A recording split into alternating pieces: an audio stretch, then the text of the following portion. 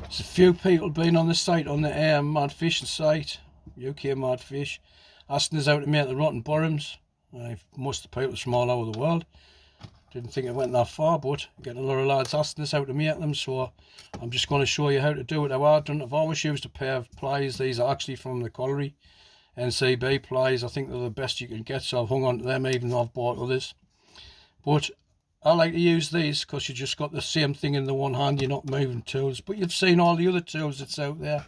You can actually get these sort of tools, get your perfect eyes, but then you keep dropping everything and moving everything on. So now I'll just start off. So my rotten bottom, I'm going to start off like that, about that length there, bend it like that, do it again like that, just grab it in the middle, bend it again like that, get the two, pull them together, so you've got a perfect U like that, pull it together in the center of that.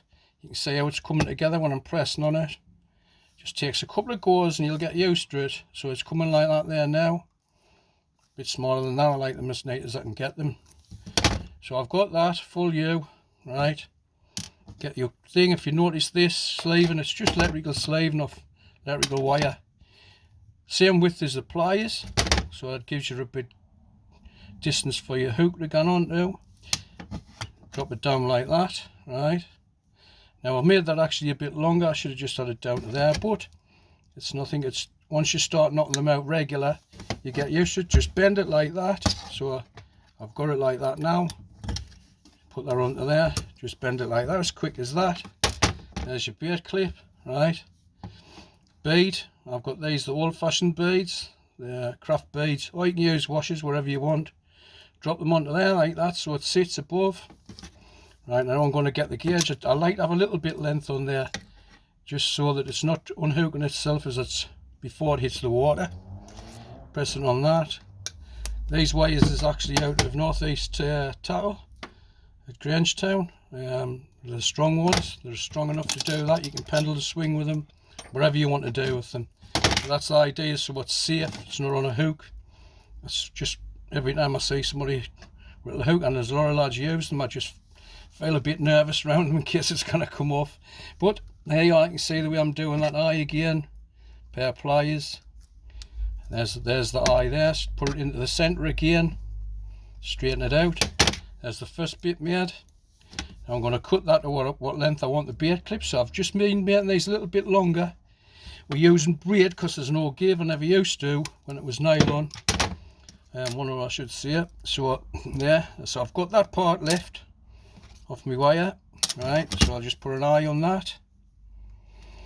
Like that. Same again. Grab it there. Corner.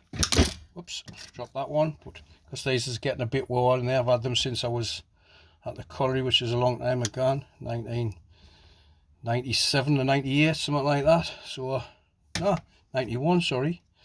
Just shows how you get mixed up. Anyway, I've got it like that. Just kind of close that up now to about that. Get that. Now it's the idea of this is, I thought when I was designing them is like a hinge, so they drop off. It's like a hinge and you think it drops off. So just press it down like that, straight down.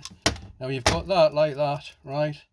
So that's the hinge, that's the strength. And you only want a little bit to hold your sinker. So I'm only going to put this halfway through the pliers, center again, and just bend it like that. There's the bit that holds the sinker in there, the strength's there, the strength's in that. No problem at all. Now you can see why the width of the sheathing's like that, the same width as a set of pliers. Pull that back. So you've got an angle like that now. Come like that. Just to the top of the bead. What I want is so that this doesn't release as it's gone through the air. It wants to release when it hits the water. And you've got plenty of room to play about with it and move it around. Just check it before you cast. So that's just cut that. Wants a tiny little bit more off that. Normally when I'm doing them, you get them after a few goes, you're doing it properly. And just cut that end off like that. These wires are really strong enough for the job. Like you can see, they're good enough anyway. I used to use the stainless steel, what you got from the welding rods, but that's your rotten bottom. You can actually put a swivel on there if you're in the rough. The idea of this is that when you hook, when you hit the water, and it's hit the water, your hook's still on here, your rotten bottoms come off, your sinkers come off. that guns down and your hook's released. The other way, when lads has got the hooks on the sinkers and that works, there's lads catching fish and lads using them day in and day out.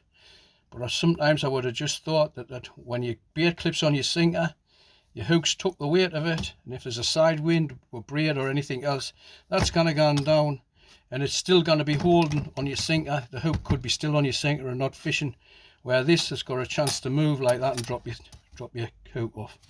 That's it anyway, lads, as quick as that. I'll make them quicker if I'm steady away, but I just thought I'd show you because I'm getting a lot of questions about them. Okay, lads.